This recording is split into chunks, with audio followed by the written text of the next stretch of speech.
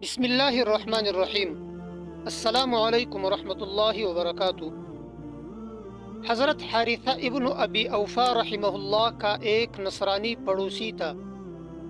وہ مرض الموت میں بیمار ہوا تو حارثہ رحمہ اللہ اس کی عیادت کو گئے اور اس سے کہا کہ تم مسلمان ہو جاؤ تو میں تمہارے لیے جنت کی ضمانت کروں، اس لیے کہ جنت بے مثل چیز ہے، اس کی نظیر نہیں، اور اس میں بڑی بڑی آنکھوں والی حوریں ہیں جن کی صفت ایسی ہے، اور اس میں محلات ہے جن کا وصف ایسا اور ویسا ہے۔ اس کے جواب میں نصرانی نے کہا کہ میں اس سے بھی افضل اور بہتر چاہتا ہوں۔ پس حارثہ رحمہ اللہ نے فرمایا کہ اسلام لاؤ، میں تمہارے واسطے جنت میں دیدار خداوندی کا ضامن بنوں۔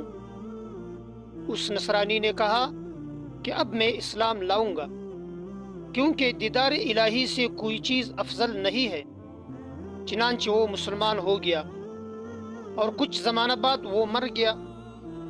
اس کے بعد حضرت حارثہ رحمہ اللہ نے اس کو خواب میں دیکھا کہ وہ جنت میں ایک سواری پر ہے۔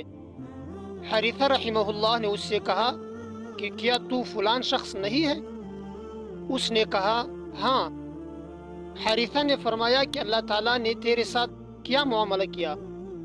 اس نے کہا کہ جب میری روح نکلی اس کو عرش کی طرف لے گئے تو اللہ عز و جل نے فرمایا کہ تو میرے دیدار اور ملاقات کے شوق میں مجھ پر ایمان لایا ہے، اس لیے تیرے واسطے میری رضامندی اور بقا اور میری دیدار ہے۔